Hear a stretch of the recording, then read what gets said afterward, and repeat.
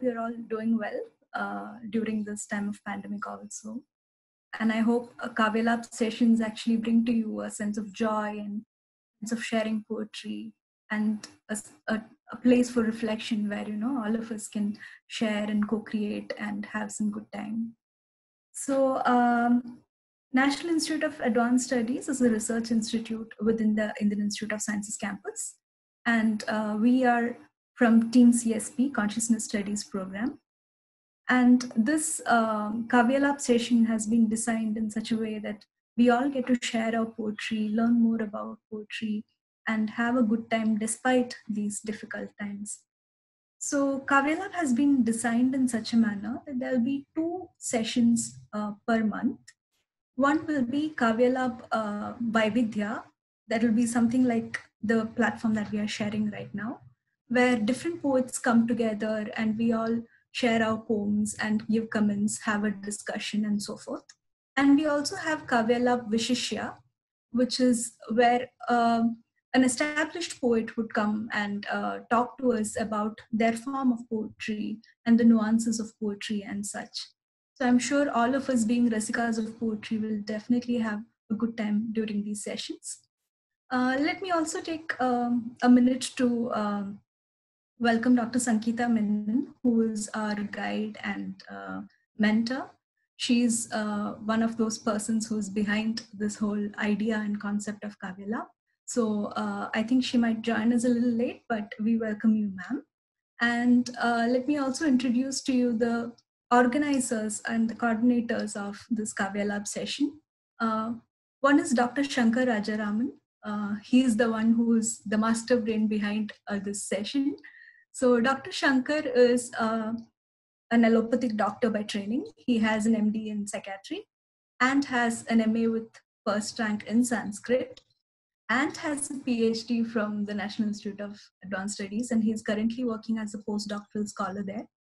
So Dr. Shankar, I'm very happy to say, also has a presidential award. He had received it last year for his outstanding contributions to Sanskrit poetry. He loves to think of himself and he introduces himself as a Sanskrit scholar and poet. So we are very happy to have you two here, sir. Along with Dr. Shankar, there are 2 of us, Preet Kona, who is an archaeologist by training and who is doing his PhD with NIA CSP in the field of music. And then I am Meera Kumar Menon. I am doing my PhD as well under Dr. Sankita Menon. So once again, I'm very happy to welcome all of you to this session. And now let me request Dr. Shankar to say a few words about Kavya Lab and how it came about and all of that. Thank you. Dr. Shankar, I welcome you.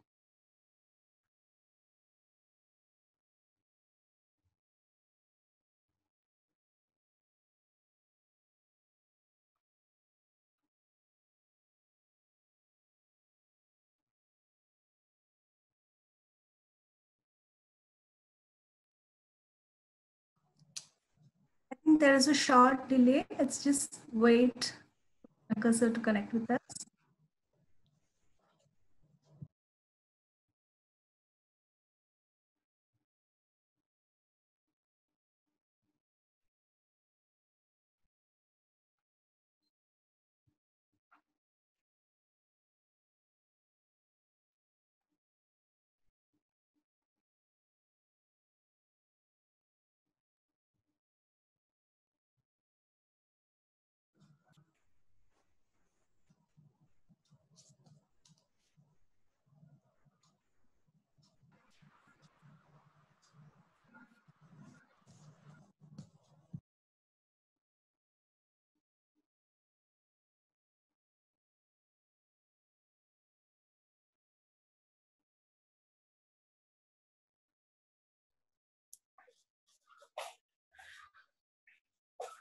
Thank you, Meera, for that introduction, and good evening again to all of you. There was slightly some technical stuff because of which I had to shift places. Since Kavya Lab is a multilingual forum, I thought I should begin with an invocation to Sarva Bhasha Saraswati, the patron goddess of multiple languages. This is a verse by the Jaina poet Kunda Kunda. He says, Sarvagnyam tamaham vande param jyotis tamobaham pravritta yanmukha devi sarvabhasha saraswati. When the primeval Jina gave his sermon, it is believed that his sermon was understood by all beings in their respective languages. So it is said, Deva Daivim Nara Narim Shabarascha Pishabarim Tiryanchobi Tairichim Mere Bhagavatiram. The gods heard his sermon in the divine language, men heard in the language of men, Shabaraha, foresters heard in their language, and even Tiryanchaha, even lowly beings, animals, heard his sermon in their own language. So indeed, the Jina's first sermon was given in multiple languages according to the merit of the receiver. And our logo, as you have seen, is also designed keeping this multilinguality in view. We have characters in English, Devanagari characters to represent languages of the north, also Marathi and Sanskrit. We have Brahmi. You must have seen the there in our logo, which is written in the Brahmi script to indicate that Kavyalabha was beyond time and space to encompass as many languages as possible. And we also have characters in Kannada to represent the local flavor, and to represent the East, we have a character in Bengali. The idea of Kavyalabha actually occurred to us a few months back, just before the lockdown took place. I remember that we had gathered to celebrate the birthday of one of our members, and one of us sang Devarnama of Purandaradasa after the cake cutting. And that led us actually, as we mused over the meaning of this Devaranama, we were drawn unconsciously into the world of poetry. Preet actually quoted a few vachanas, and I quoted a few Sanskrit verses, humorous Sanskrit verses. And Professor Sangeeta Menon also made a mention of a folk form from Kerala, a particular performance called as Vali Vadam. And this is how actually, and immediately we all decided that we should start a forum where we can discuss poetry, enjoy poetry, listen to poetry, and also perform poetry in a sense. And that is how this idea took birth. However, it was only after the lockdown was taken away, that we could actually work upon this idea. And this is, to cut short, the long story of how Kavyalabha began. According to Sanskrit poetics, one of the poeticians, Mammata, while discussing about the various fruits or various purposes of poetry, says, Kavyam yashase arthakrate vyavahara vide shivetarakshtataye sadyah paranirvrataye kanta sammitataya upadesha yuje. So there are certain purposes of poetry. Some of them are poet-centered purposes, like yashas, which is fame, arthakrita, which is also material benefit, etc. But the most important purpose of poetry in the Indian tradition has been sadyah paranirvrati, which is experiencing ultimate joy now and experiencing ultimate joy here and now. And to aid us today to experience this ultimate joy, we have 4 poets among us, and who will be reciting their poetry in the coming 40 minutes. And I request next Preet to introduce us to these poets and invite the poets to recite their poems. Thank you. Thank you, sir. I welcome you all, and I will be introducing the artists. First, we arrange them alphabetically. Amrutavalli is an aspiring researcher, student of Bharatanatyam and Carnatic music, A science graduate, she is presently completing her postgraduate diploma in dance. She is an amateur poet, and her desire to engage with poetry more deeply has brought her to this forum. And the next speaker would be Gopesh Jha. Gopesh Jha is an Erasmus Mundus scholar pursuing his second master's in archaeology and is currently stationed at Greece. He's a literature, music, art, and theatre enthusiast. He mostly writes focusing on social issues and is influenced by Harivansh Rai Bachchanji, Raghuveer Sahai, and Bhavani Prasad Mishra. Then the next speaker would be Hanima Nawaz. Hanima Nawaz is a writer, poet, and theatre enthusiast. She graduated in English literature from MSU Baroda, Vadodara. Then we have Lena Pascal. Lena Pascal is a reductionist, content developer, and a teacher trainer, currently engaged in managing Nurture International School and College, Hesarghatta, Bengaluru. I would request the speakers to maintain the time limit, 10 minutes allotted to everybody. And I would request Amrita Valli to unmute and begin the poetry recital. Thank you. So good afternoon. Today I will present to you 4 poems, and I'm just going to start. The first is titled, Who Am I?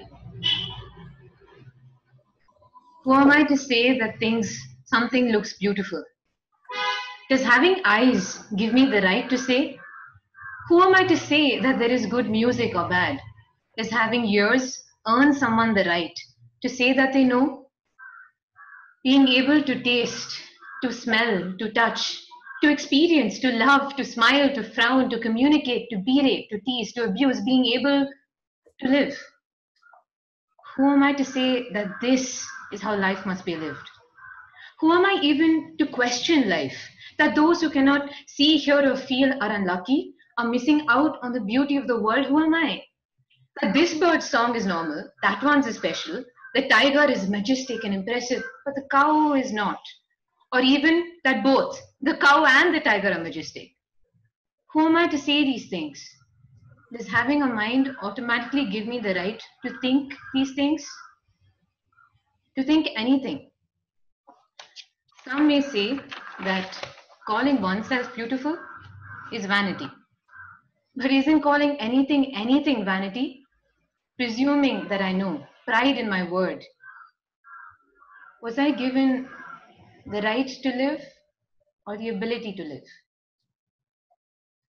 Yet, as I look at this world, the trees swaying, the myna hopping, the tiger moving through the bush, as I hear the sound of laughter, the sparrow's morning chirping, the pitter-patter of rainfall, as I feel people's love, the power of determination, gratitude at being alive, I can't help but think, feel, and say, this world is beautiful. Who am I? I have no right. No right to say that something is or is not. But I simply cannot help myself. The words burst from me as I see these things, hear these things, and feel these things. I cannot reserve judgment from something so beautiful. I admit it is my fault. A mistake I keep making happily again and again. So I just want to say 2 lines about that. The motivation from the poem came when I was asked to teach dance to a group of partially blind orphan students. And the director of my institution said, it is your duty to help those who are less fortunate. I've always struggled with this idea that those who are handicapped are less fortunate simply because their experience of life is different from mine. Moving on to the next piece. The theme of the second piece is almost diametrically opposite to the first, and you will see why. Easier to be honest at night. With the curtains drawn and the lights off, there's nobody to impress. Why draw the curtains anyway, when nothing interests? Passage of time? Inconsequential. I thought the window held my freedom. I thought it would open my curiosity. I shun it now. I shun you world, you globe of fake fantasies, of temporary pleasures, your place of arrivals followed close by departures. Why? Why do you exist? So lost of meaning just to torment me? A window with the shades drawn, just to spite me.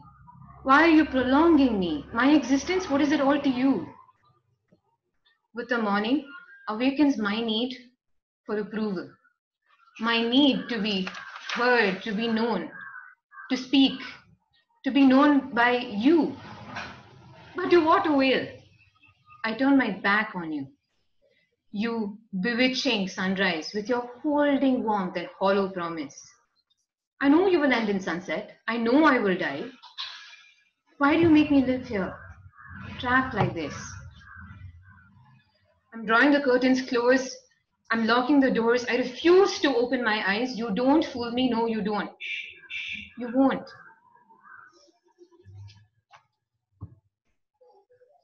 Just moving on to the third piece. In the Hindu schools of Vaishnavism, there is a foundational concept called Sharanagati. And it refers to total surrender at the feet of the Lord. And the Lord could be it Vishnu or Krishna, or in Sri Vaishnavism, it's Lakshmi Narayana. It's considered to be the highest goal in life and the path of salvation. In fact, there is a popular shloka in the Bhagavad Gita, the Charma shloka that many of you may have heard of. And it goes, Sarva dharman parityajya mam ekam sharanam vraja aham tva sarva papebhyo moksha ishyami ma shuchaha. This is when Lord Krishna tells Arjuna, relinquish all dharmas, surrender on to me. I shall deliver you from all sins. Do not grieve. Being an Indian and being rooted in this Hindu, let's say, religion, these words and this vocabulary has been around me since I grew up. And I suspect that it found its way into the next poem, but in a very immature form, in a crude form. Fall. Just fall. Fall into, fall out of. Fall head over heels, fall face first. Close your eyes. Feel yourself falling, like leaves that fall. You fall back into your own. You fold into yourself, into the plan you made for you. No one is at fault. You fell on your own. Free fall down to earth. Tumble into that hole, fall into darkness, fall low. No one. Let all your anchors go. Sink into the ocean, into the depths of yourself. You fall in step with some, you fall out of step with others. Fears fall by the wayside. Inhibitions, hesitations, you are free of them. Follow your focus. Fall in line on the path you create. It's okay if you fell for it. We all do. You fall to get back up. You fall so you can fall again. Choose to fall. Do not be afraid. A part of the imagery from this poem comes from the trust fall exercise. So that's when one colleague closes their eyes, crosses their arms, and leans back into the other, falls into the other. Whether it actually helps strengthen the bonds of trust between colleagues is debatable, but it's what came to my mind when the idea for the poem occurred. On to the last poem. This needs no explanation, and I will get right into it. Something about the sound of crickets at night, the rustle of breeze on an otherwise calm afternoon, the glint of fireflies, the crackle of a bonfire, the smell of jasmine, a sip of tea, the feeling of a patch of winter sunlight on your arm, warm, comfortable. Things that are beautiful on their own, things that make you close your eyes. You're safe. If only for now, this is where you belong.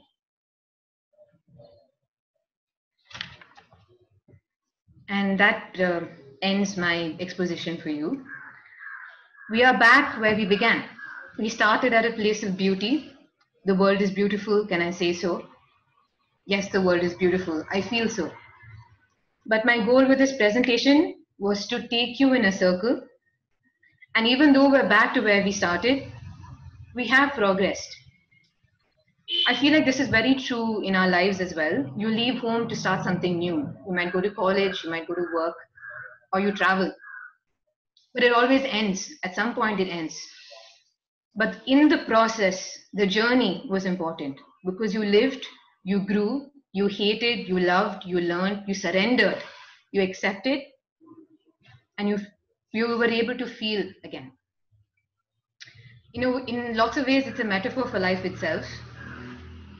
मिट्टी से बना है तू, मिट्टी में ही मिल जाएगा. What is the circular journey in between? That is life.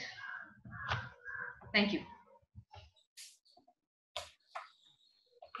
Thank you so much, Amrita. We are very, very glad that you shared your points, and they were definitely thought-provoking. We will definitely take suggestions and comments and questions and all of that by the end of the session. So for now, I think we can move to Gopesh Jha. Over to you, Gopesh. Good evening to everyone. I'm sitting in the hot summer of Greece, so it's kind of hot. But again, namaskar to all of you. And of course, I thank Kavya Lab to give me this opportunity to share my, I don't say poetry, it's a medium, but a bunch of emotion what I have inside me. And of course, I would like to thank Amrita Valli to giving me a cue on life, Zindagi. So I will going to recite two poems. One poem is by Bhavani Prasad Mishra ji, and one poem what I wrote. So one poem जहाँ से मैं खुद inspired हुआ हूँ और जो मैंने खुद आगे फिर लिखा है. Zindagi, there's a paritantra, what we call ecosystem in English. We all part of it. And paritantra has a nature, prakriti. But even within the paritantra, every jeev, every life has their own prakriti, own sphere. And when we meet, when we interact, there's an amount of interaction or diffusion, what we call culture diffusion. And there's a chaos, but that chaos is beautiful. But what happens when we alter that paritantra, or what happens when we alter the life? So here I will talk about the nature of life. The first poem by Bhavani Prasad Mishra, the शीर्षक or title of the poem is मैं जो हूँ. Here it goes. वस्तुतः मैं जो हूँ मुझे वही रहना चाहिए. वस्तुतः मैं जो हूँ मुझे वही रहना चाहिए. अर्थात वन का वृक्ष, खेत की मेड़, नदी का लहर, दूर का गीत, व्यतीत, वर्तमान में उपस्थित, भविष्य में मैं जो हूँ मुझे वही रहना चाहिए. यानी तेज गर्मी, मूसलाधार बारिश, कड़ाके की सर्दी, खून की लाली, धूप का हरापन, फूल की जर्दी, मैं जो हूँ मुझे अपने होने का ठीक ठीक सहना चाहिए. तपना चाहिए अगर लोहा हूँ हल बनने के लिए, बीज हूँ तो गढ़ना चाहिए फल बनने के लिए. मैं जो हूँ मुझे वही बनना चाहिए. धरा हूँ अंततः सलीला, तो कुएं के रूप में मुझे खनना चाहिए. ठीक जरूरतमंद हाथों से यह गान फैलाना चाहिए. अगर मैं आसमान हूँ, मगर मैं कब से ऐसा नहीं कर रहा हूँ. जो हूँ जो होने से डर रहा हूँ. हाँ, मैं जो हूँ मुझे वही बनना चाहिए. अर्थात जिंदगी. Yes, yeah, it's a beautiful introduction. And when I read this poem and I try to create relevance between the current scenario, current world, आज के जगत के साथ, it came something to me कि आज जिंदगी की प्रवृत्ति कैसी होनी चाहिए, आज जीवन कैसा होना चाहिए. So here it goes what I wrote in a reaction to this poem. एक अंधेर जगत, एक बूंद उजाला, कुछ वैसा बनना चाहूंगा. स्वच्छंद पवन की भांति मैं सनसन बहना मैं चाहूंगा. मैं चाहूंगा कि नीर बनूं, जंगल घाटी के तीर बहूं. मृग खग की प्यास बुझाऊंगा, घर आग लगी उनके तन में मैं शीतल कर बन जाऊंगा मैं जीवन कर. हर जीव यहीं समाएगा, अंकुर भी फूटेगा मुझ में, बन राख मुझ में ही आएगा. क्या हूं क्या हो घर में बहना भूल गया, फिर भूल गया जीवन कुछ है, आंगन कुछ है, चितवन कुछ है, और भूल गया सूखे घट को, और भूल गया सूखे घट को, जो खड़े कतार 100 सदियों से अब भी आपस में टकराते हैं। माटी माटी का होकर भी माटी का सच झुटलाते हैं।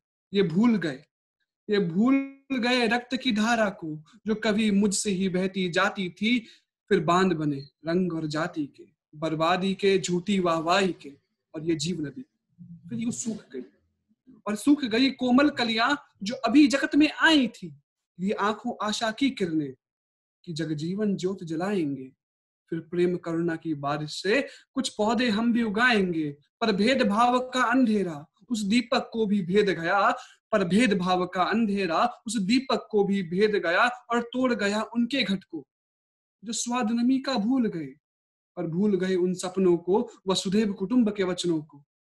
क्या सूखे अंकुर की यह कतार बैसाखी तक बच पाएगी? क्या सूखे अंकुर की यह कतार बैसाखी तक बच पाएगी? ये बंजर अधरों की धरती क्या मानस की गाथा गाएगी?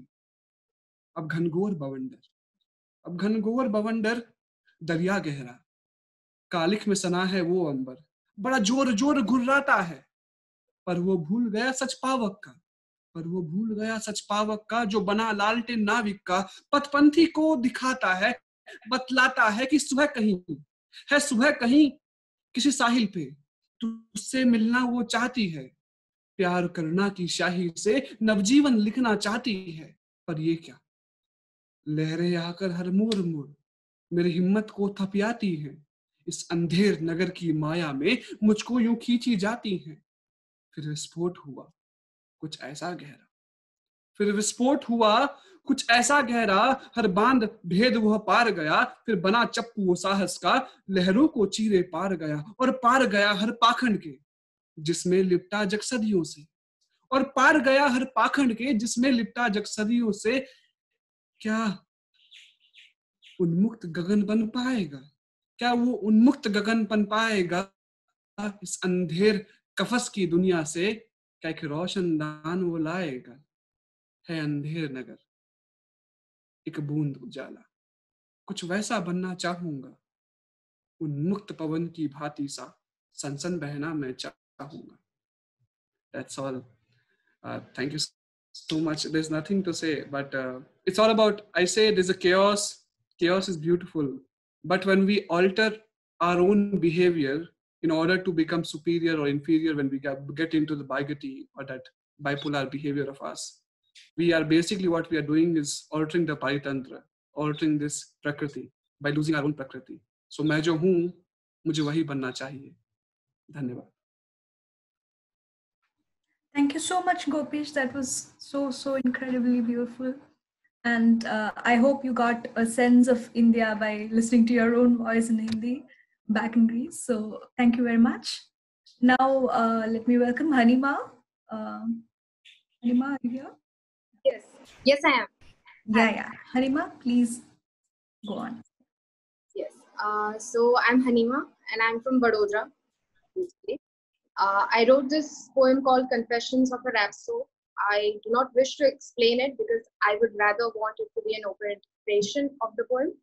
But just to be on the safer side, I would like to explain that the poem was inspired by some of the chapters from the book called History of Literary Criticism by Dr. Habib. And the term rhapsode, the title of the poem is called Confessions of a Rhapsode. So the rhapsode, for those who don't know the term, were the poets who would perform their Homeric poems, their epic poems in ancient Greek. So the poem is based on some of the Greek philosophy as well as some basic Indian classical drama. So here's the poem. My music is but me, a conscious collection of strands of my own senses, my own self. She is my greater good, ever so a dream far-fetched. I play strings from her ideal, only to pluck flawed imitation. A clown with divinity in hands.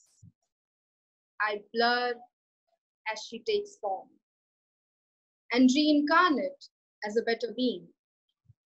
She's the force that changes the world, the torch that ignites revolutions, and the call that dissolves my slumber. For to wake up is salvation. Or maybe I'm better off in my own mediocrity. For now, she's her, and I am me. A realized illusion, absolute synchronicity. My music is but me, enlightened. The poem comes from the concept of these vibrations that consciously collected and made the 5 elements. And that is how we resonate with it. But when we think beyond the realms of, beyond the surface, we realize that we come from the same being. We are the same. And the rigidity, hence, in our minds right now, given the past few months, this rigidity, it needs to eliminate. We need to recognize that in all we are something that is one, and we just consciously collected over the past few centuries. The poem also is inspired by Plato's theory of lens. The music has nothing to do with a rhapsode, because a rhapsode was a poetic performer. There was no music in his performance. But I do find, and I do believe, that music transcends the next breath instantly. Yoga and meditation helps, but it takes time. Music is something that is there in everything. Even if you're teaching someone, there is a rhythm that you have with your students. The interaction takes a rhythm, there's a tone. And hence, music, in certain way, we all are rhapsodes. We all are clowns, vidushaks, to be certain, of with divinity in hands. Because a vidushak, if we see Indian classical dramas, a vidushak was not only this person or this character that would dilute the situation or the tension. Vidushak also led or steered the drama towards its end, and hence had a pivotal role in Indian classical dramas. So right now, the artists, the art, the culture that we want to promote holds this torch to ignite revolution. We are the Vidushak with this divinity in hand that can either depict the past or predict the country's future. So a lot of past experiences and a lot of kind of inspired the poem, and I hope it makes sense. Thank you. And thank you for team of Kavela for this opportunity. Amazing poets and amazing initiatives all around. I've been following all of your works online. Consciousness is something that we strive for right now, and we should be striving for ahead as well. So thank you. Thank you, Hanima. Thank you so much. I'm sure we all enjoyed that performance, and I love how you connected it with critical theory and all of that. So thank you. And now, Lena ma'am, we welcome you. Over to you, Lena ma'am.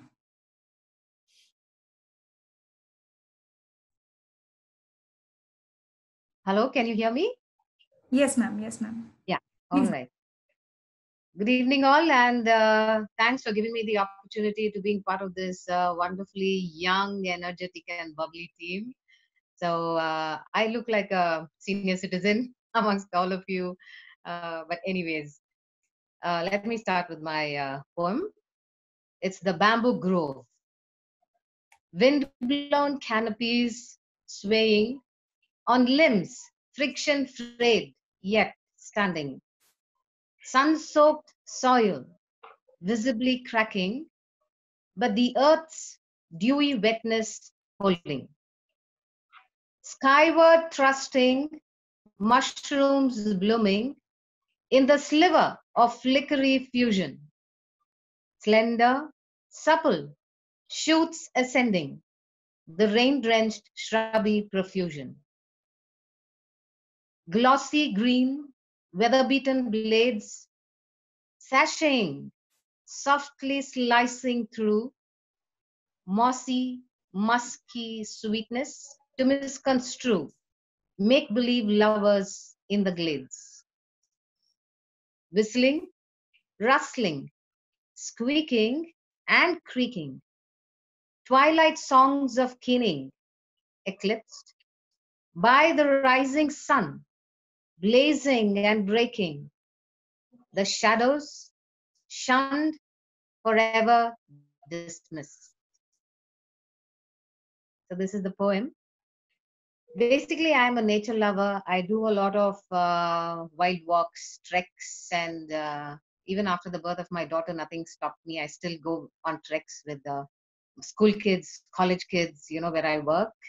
And very recently, one of my friends had sent a picture of us, trekking in the Sahyadris.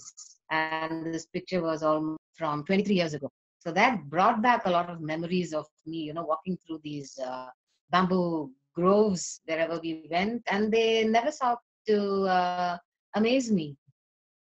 The very tall, very fragile, yet very sturdy and pretty noisy bunch of trees, and the exotic things around them is that it's just they belong to the grass family, just another grass, but so amazingly tall, so amazingly huge, and so amazingly part of all our lives. Look at any civilization, you have bamboo part of their lives. In our food, in our diet, part of the jungle, part of our furniture in our drawing room, part of a pen, part of a holder. A whole lot of things happens with bamboo. And the sound seems to linger on in my ears, in my being, because these experiences never seem to die, as they can be eerie a lot of times, very frightening, very scary, especially when you're alone. But then when you're with friends, you can make merry, fall in love, have a very romantic escapade around the bamboo grove. Anything is possible. So this versatility of the bamboo grove is what I think I draw energy from. And I can actually equate a whole lot of my experiences with the bamboo grove. Especially for the fact that, it's not only a very tall woody plant, but it can be a shrub as well. And it's one of the fastest growing trees. It can grow 3 inches in 24 hours. Okay, that's really, really amazing. And it releases 30% more oxygen than any other plant compared. And it flowers once in 65 to 120 years. That's a really long time. We're talking about the evolutionary life cycle. It's really long compared to humans. Then so my life experiences are around trees, around nature, so it draws a lot of things from me, but I draw a lot of energy from the bamboo grove as well. So this is what I have to say about my poem. Thanks a lot for giving me a chance to talk to you all. Thank you so much, ma'am, for that lovely poem and also sharing the backstory. Now I would like to invite Dr. Shankar to initiate discussions. And I would request everybody if they could switch on their cameras, as this is a small happy space and it's an interactive session. So if you're giving in your comments or suggestions, it'd be great if there is a face to it. Thank you. Thank you, Preet. What a way to spend the Monday evening. It was a pleasure listening to these poems. But I would not say these were just budding poets. These were really accomplished poets. Amritavalli gave us 4 poems and ingeniously connected them. It was a very animated and lively presentation by her, and showed us how she was not just a poet but also a great Bharatanatyam dancer. The first poem was it was based on a personal experience and on handicapped, less fortunate children and how it doesn't behove one to question whether they are less fortunate or more fortunate than us. The second poem was on windows. The third was on the concept of Sharanagati, which I also, coming from a Sanskrit background, love a lot. The various meanings that she provided to the verb falling was indeed very innovative. And the fourth poem on the various sensory experiences that she alluded to was equally charming. Coming to Mr. Gopesh Jha, we had two poems by him. The first, a poem by Shri Bhavani Prasad Mishra, whose refrain was, I should become what I am. And the second poem written by Gopesh Jha himself, which was based on the idea in Shri Bhavani Prasad Mishra's poem, where he spoke about how one shouldn't attempt to alter Prakriti, and how one should be nestled actually in one's own Prakriti. The third poem by Hanima combined aspects from Greek philosophy and classical Indian theatre. Her explanation of the word Vidushaka, in fact, was something which was something which I had never thought about, and how she identified all of us as being Vidushakas, in fact, divine Vidushakas, and how it was necessary to be in synchrony with the vibrations from which the 5 elements emanate. And finally, Leena ma'am gave a poem on the bamboo group.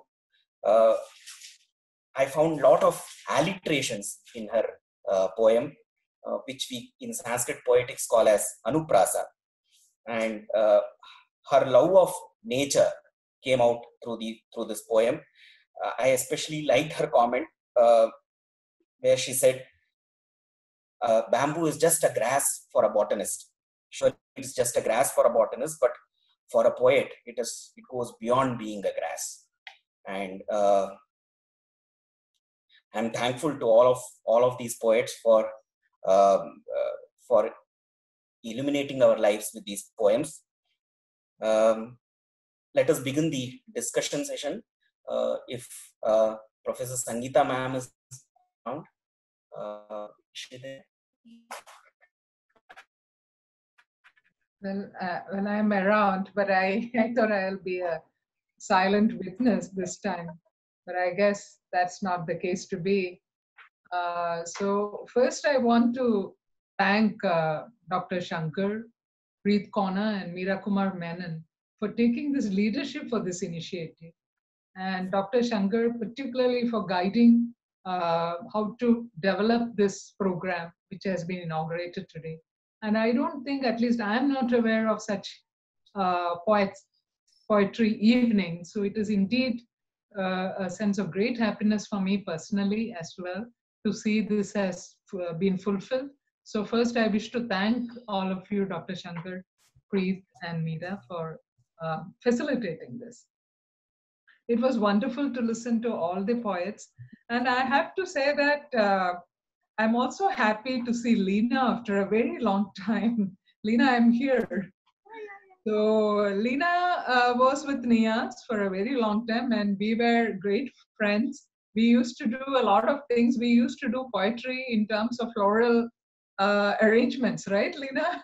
Our poetry was those days in terms of floral arrangements. So it's wonderful to see Leena also in this first forum of Kavya Labha. And it was wonderful to listen to Amritavalli, and I think she definitely is a multi-talented person. Every time we listen to you, whether in the classes or in the poetry or dance. And Hanima Nawaz's poetry, I think, as Doctor said, it was so fantastic to see you bringing the idea of Sutradhar. And Gopesh Jha's, I know a little bit Hindi, but I definitely knew it was much profound for me to understand your poetry with my little Hindi. But I think Dr. Shankar said that the idea was, you know what I am, and then how do you become that? But I should say that the way you were doing your shairi was very, very interesting to listen to. So those are my just comments. Thank you. I don't have any questions. Thank you, ma'am, for the comments, and thank you, Shankar sir. So now we can have any questions, suggestions, anything that anybody wants to talk about, just raise your hands. It's an open forum. We can discuss anything you want, talk about poetry. So please go ahead and raise your hands, or you can comment on the chat box and we can take questions, comments, anything you would like to share. Anybody? You can also write it down in the chat box if you feel like it.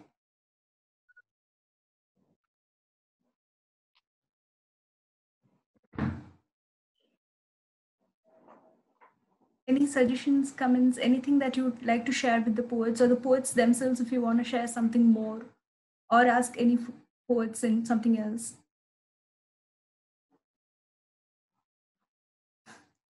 Maybe our poets could speak about the experience of being a poet, what it feels to be a poet.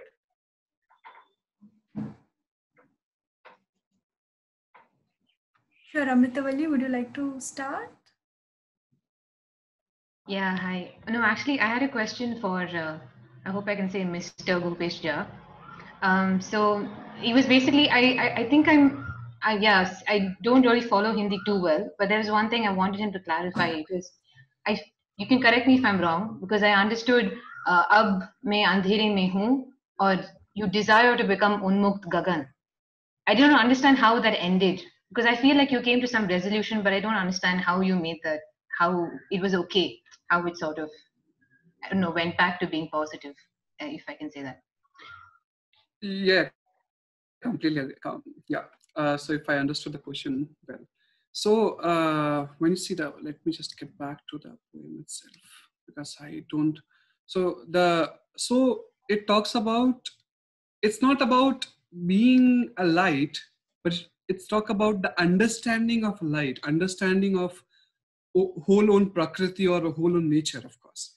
So when you come to the last paragraph, it talks about that moment of ignition, फिर विस्फोट हुआ कुछ ऐसा गहरा, हर बांध भेद वो पार गया. It talks about a life which has been traveling throughout this chaos to establish on own nature. हर बांध भेद वो पार गया, which बना चप्पू. Chappu is a paddle in the boat. So it's an imaginative scene where you imagine there's a life as a personification of a life in some strange sunsan samandar within the cyclone, and the cyclone is the chaos we all live in. फिर लिप्टा जिसमें लिप्टा, then talk about पार गया वो पाखंड के. The पाखंड is all this mundane materialistic things we practice, we believe in, which does not, it's not about rationality, but how they're making our life more complex. जिसमें लिप्टा जग सदियों से. To avoid all of it, क्या उन्मुक्त गगन बन पाएगा? Whatever the chaos we have painted on this whole white canvas, can we get back to the zero? अंधेर कफस is jail or bar की दुनिया में, the whole where we are all trapped in, can life, or we can be able to create that Roshandan, or the window, the single window of light within that. Yeah, this is and then come back to the present of reality. It does not give you a conclusion. It gives you a question at the end. Yeah, Andher Nagar. This is the whole world, the whole panorama, whole canvas. This is Andher Nagar. But what we want to be, एक बूंद उजाला, कुछ वैसा बनना चाहूंगा. उन्मुक्त, the free sky, the free canvas. Sa, I want to be as free as possible. स्वच्छंद गगन की भांति सा सनसन बहना मैं चाहूंगा. सनसन बहना, it talks about the liberty that I don't say it is European says, but liberty of showing your own nature, not altering yourself and not altering somebody else's, and having that thought within your conscious, अब अपने अंतर चेतना में वो विचार आना ही वो रोशनी की शुरुआत है.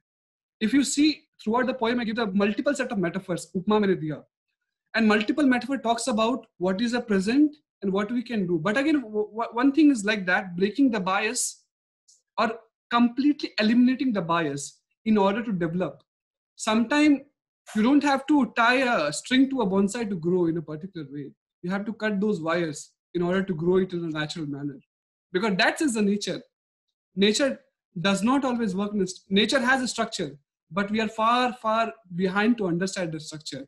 We can't pretend that we understand the structure and formulate our own. That's what I intend to say. I hope I answered the question. Yes, yes, you did answer the question. Sure. Sangeeta ma'am, you want to say something? No, yeah, I think I'll give space and time for others, but otherwise I have something to say. Sure. Do we have any other questions? Ma'am, you can go on, then we can take further questions also. So please go on, ma'am.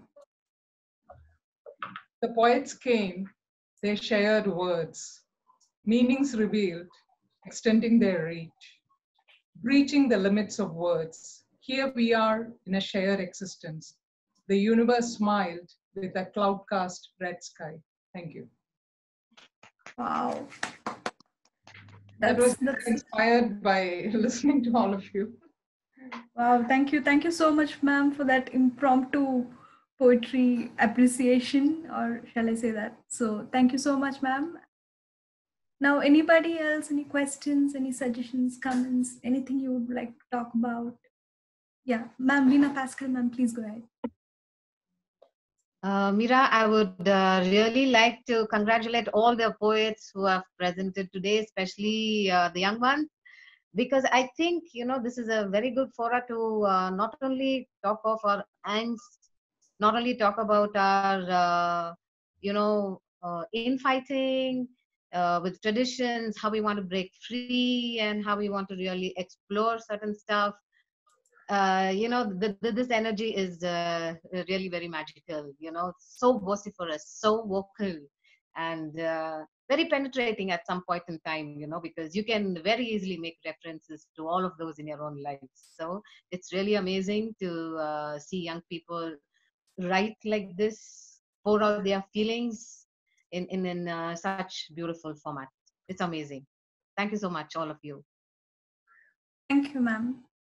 And I'm sure Sangeeta ma'am just shared some very impromptu poetry with us. We would definitely like to hear more of it, ma'am. If you could share with us at some other time, maybe. So we are. I think others sitting in this panel also perhaps try and have their poetry shared if they. Yeah.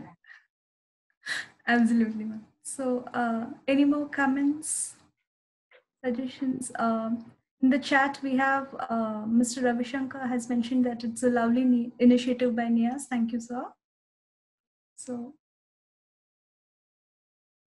any more comments or questions, anybody? Saurabh sir, would you like to say something?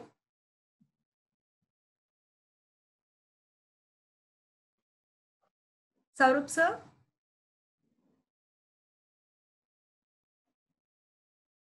Okay, I'm not. Yeah. Nothing. I also enjoyed poetry very much. So it is just like a very kind of the satisfying and very kind of a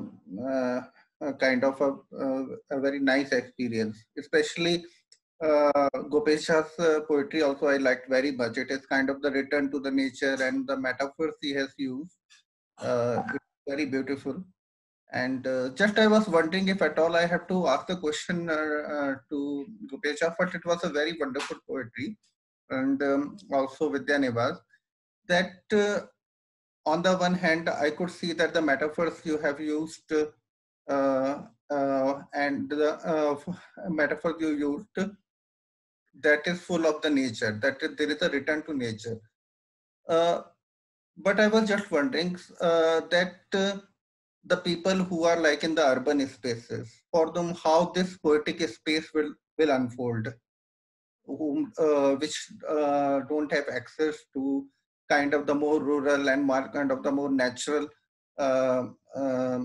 return to the more natural surroundings, don't have that access. So how this poetic space would unfold for the people who are in the urban spaces?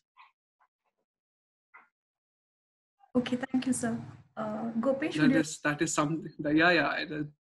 That's something very interesting part. I always I lived whole of my life. I'm 23, and I lived whole of my life throughout India because of my father's profession. And I always lived in a small town, small spaces. Like spent my childhood in Himachal. Baroda was the first place where I did my graduation and masters. It was the first city for me when I came for the first time. So when it comes to poetry, when I try to comprehend on a page, try to articulate things, of course, things comes in a mind which is like familiar to me, like gaon ka, that matka, the ghat, then khet ki fasal, the crops, and of course, but putting this idea into urban setup will be something very interesting. I wrote one very small piece. It does not have any metaphors like that, but it deals on the same frame. Like as a person, we work a lot, and we have our emotions. We are sensitive. We are human beings. Okay, we have our emotions. We want to comprehend. We need to talk about it, about our nature. So it talks about whom to talk and what else we need to talk and what exactly we want to talk. What exactly defines us. So it goes like this. क्या कहें किससे कहें? क्या कहें किससे कहें? कोई काबिल है तो बताओ. हम भी सीखे काबिल बनना, हम भी सीखे लायक बनना. यूं तो हम भी हुआ करते थे काबिल और लायक, पर जब बने तो सारी परिभाषाएं बदल गई. लोग बदले, जमाना बदल गया, तो किसको आता है बदलना? अरे सिखा दो. अगर सिखा दो बदलना अपने आप को, नहीं तो सिखा दो खत्म करना अपने आप को. पर कौन कहता है कि बदला इंसान है? कौन कहता है कि बदला इंसान है? जाओ देखो तो जरा, जो बदला है क्या वो इंसान है? So it talks about there's an evolution going on. We can direct it, and this thing. Of course, I don't have put something very exact to the Andher Nagar one in the urban setup, but I would love to do that. And the metaphors like road ki dhool, that dustbin in our apartments, in our society, which keep filling it up with multiple thoughts, with multiple garbages. And I have been writing something on that, but it is not well enough to put it in front of you. But I completely amazed by the idea of this. I will take into the consideration. I will write something about it for sure. Thank you, Saurabh sir. Thank you, Gopesh and Saurabh sir. So now we don't have more comments. Can I ask Shankar sir, do you have something to say? Nothing more. I would request Preet to give me a vote of thanks and also mention about the forthcoming programs. Sure, sir. Thank you, sir. So on behalf of our team, Team Kavya Lab and Team CSP, we would like to thank today's poets, Amrita Valli, Gopesh, Hanima Nawaz, and Lena Pascal.